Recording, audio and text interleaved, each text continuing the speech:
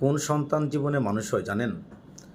যে সকল সন্তানেরা তাদের চাহিদা বাবা মায়ের সামর্থ্যের মধ্যে রাখে, তারা বাবা মাকে বুঝবে যে বাবা মা কী দিতে পারবে, কী দিতে পারবে না। ওই অনুযায়ী কিন্তু তার বায়নাগুলো থাকে এবং যতটুকু সে বাবা মার কাছ থেকে পায়, অতটুকু সে খুশি থাকে এবং যতটুকু সে পায় না, অতটুকু তার মধ্যে একটা স্বপ্ন তৈরি হয় যে আমি যেটা পাচ্ছি না, আমি বড় হয়ে নিজে ইনকাম করে নিজের একটা অবস্থান তৈরি করে আমি আমার সেই স্বপ্নগুলো আমি পূরণ করব। এবং বাবা মার বাবা মায়েরও কিন্তু অনেক স্বপ্ন থাকে, যে তারা দেখা গেছে সন্তানের দিকে তাকিয়ে তাদের সেই স্বপ্নগুলো কিন্তু তারা মাটি চাপা দিয়ে দেয়। তাদেরও ঘুরতে যেতে মন চায়, তাদেরও ভালো পোশাক পরতে মন চায়, তাদেরও কিন্তু আহ, এরকম বিদেশ যেতে মন চায়, তাদেরও হজ করতে মন চায়, কিন্তু সন্তানের সুখের দিকে তাকিয়ে তারা কিন্তু আসলে সেগুলো করে না। তাদের ইনকাম টাকা পয়সা বেশিরভাগটাই কিন্তু আসলে সন্তানদের জন্যই তারা কিন্তু খরচ করে।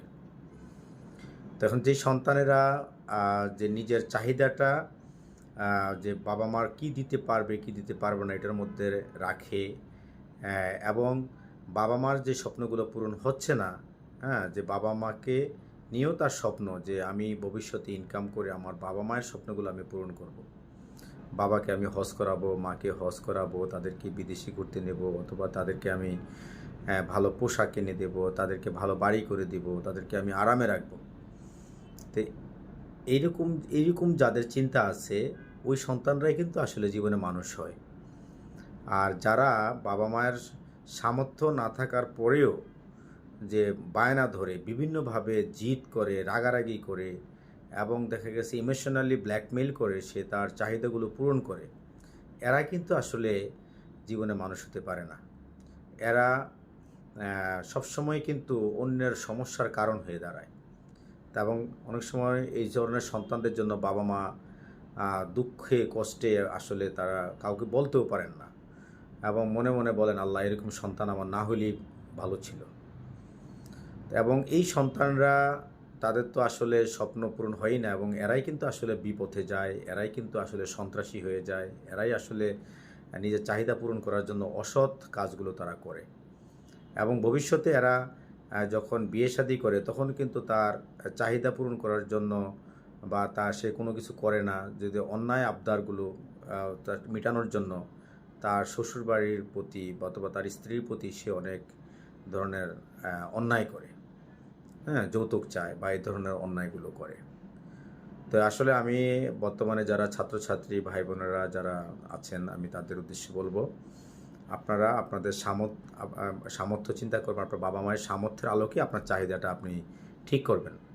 কখনো যাতে আপনার জন্য আপনার বাবা মা এতটুকু কষ্ট করতে না হয়, কারণ ওনারা এমনিতেই কষ্ট আছে।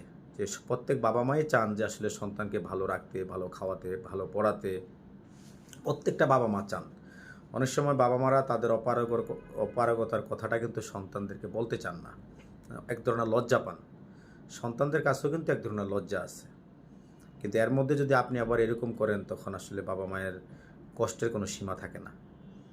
তো আমি সবাইকে বলবো, এবং যেই স্বপ্নটা আপনার বাবা মা পূরণ করে দিতে পারছে না বা যে চাহিদাটা আপনার বাবা মা পূরণ করে দিতে পারছে না, আপনি চিন্তা করেন যে ভবিষ্যতে আপনি নিজে বড় হয়ে আপনি নিজে সেই কাজগুলো করবেন। আপনি সেই আপনার নিজের সামর্থ্য বা নিজের স্বপ্ন এগুলাকে আপনি ফুলফিল করবেন। এবং বাবা মায়ের কী কী স্বপ্ন আছে, বাবা মা কী চায়, কী খেতে চায়, কী তারা কী ভালোবাসে, আপনি সেটা করে দিন। তো আমি বলবো যে এইভাবে যদি আসলে আমরা চিন্তা করি, আমাদের প্রত্যেকটা সন্তান, প্রত্যেকটা ছাত্রছাত্রী যারা আছে, আমরা ভবিষ্যতে মানুষ হতে পারবো।